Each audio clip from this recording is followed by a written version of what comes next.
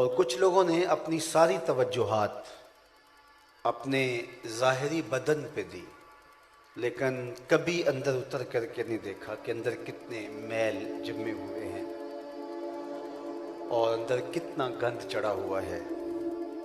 میاں صاحب علیہ رحمہ نے اپنے لہجے میں کتنی خوبصورت بات کہی تھی کہ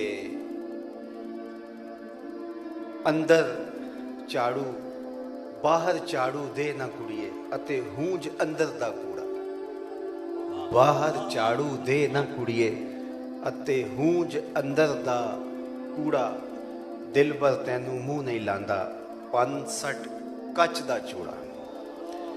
تو وہاں تو قلب سلیم دیکھا جاتا ہے، ظاہری بدن نہیں بلکہ اندر دیکھا جاتا ہے کہ کس نے اندر کی کتنی صفائی کی ہے اور باطن کو کتنا پاکیزہ رکھا ہے۔ حضرت عبداللہ رضی اللہ تعالیٰ عنہ فرماتے ہیں ایک دن حضور کی مجلس لگی تھی، ہجوم عاشقاں تھا، تو آقا کریم نے ارشاد فرمایا کہ اگر کسی کو جنتی دیکھنے کا شوق ہے تو دروازے پر دیکھے، جو پہلا شخص مسجد میں داخل ہوگا وہ جنتی ہوگا۔ تو کہتے ہیں ہم نے دیکھا تو ایک بوڑھا شخص، تازہ آثار وضو اس کے چہرے پہ حویدہ ہے اور بائیں ہاتھ میں اس نے اپنا جوتا پکڑا ہوا ہے، مسجد میں داخل ہوا۔ خیر بیٹھ گیا، مجلس برخاست ہوئی، ہم گھروں کو لوٹ گئے۔ دوسرا دن ہوا، مجلس برپا ہوئی، تو پھر گفتگو چلتی رہی، تو پھر ارشاد فرمایا اگر کسی کو جنتی دیکھنے کا شوق ہے تو دروازے پہ دیکھے، جو پہلا شخص مسجد میں داخل ہوگا وہ جنتی ہوگا۔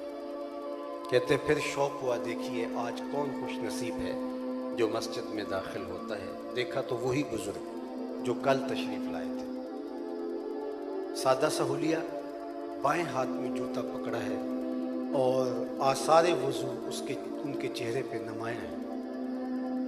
مجلس برخاست ہو گئی، لوگ گھروں کو لوٹ گئے۔ تیسرا دن آیا تو پھر مجلس برپا ہوئی، پھر حضور نے ارشاد فرمایا کہ کسی نے جنتی کو دیکھنا ہو تو دروازے پہ دیکھے، ابھی جو شخص داخل ہوگا وہ جنتی ہوگا۔ تو کہتے ہیں ہم نے دیکھا تو وہی بزرگ اسی حالت میں، اسی حیت میں تیسرے دن بھی مسجد میں داخل ہوئے۔ جب مجلس برخاست ہوئی، لوگ گھروں کو لوٹنے لگے تو میں ان بزرگوں کے پیچھے چل پڑا اور میں نے کہا کہ میری والد گرامی سے تھوڑی سی شکر رنجی سی ہو گئی ہے، تو میں 3 دن آپ کے ساتھ گزارنا چاہتا ہوں، کیا مجھے آپ اپنے گھر میں رکھ لیں گے؟ انہوں نے کہا کوئی بات نہیں، آ جائیے۔ کہتے ہیں میری لالچ یہ تھی کہ میں دیکھوں یہ عمل کون سے کرتے ہیں، کہ آقا کریم نے فرمایا جنتی دیکھنا ہے تو دروازے پر دیکھو، تو تینوں دن یہی نظر آتے رہے، تو کوئی بات تو ہوگی، کوئی عمل خاص تو ہوگا جو کرتے ہوں گے، تو میں وہ حاصل کروں ان سے اور پھر وہ اپنی زندگی میں شامل کر لوں۔ تو انہوں نے کہا چلو میرے ساتھ آ جاؤ، تو میں ان کے گھر چلا گیا۔ رات پڑی تو انہوں نے مجھے بستر دے دیا اور ایک کونے میں خود بھی لیٹ گئے۔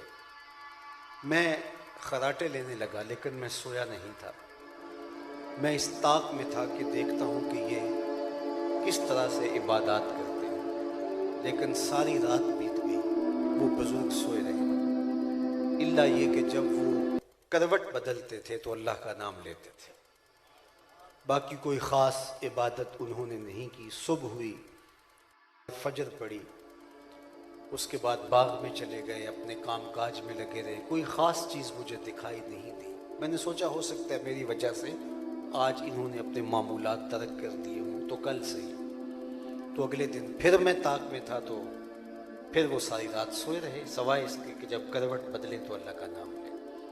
تو کہتے ہیں اس طرح 3 دن گزر گئے۔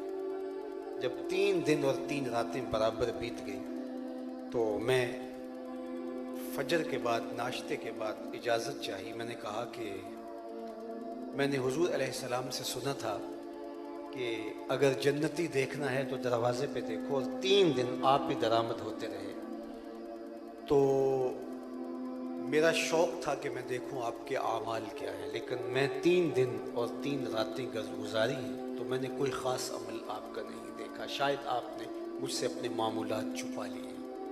تو وہ بزرگ میری جانب کہتے ہیں غور سے دیکھنے لگے اور فرمانے لگے کہ میں نے کوئی بات نہیں چھپائی، میرے وہ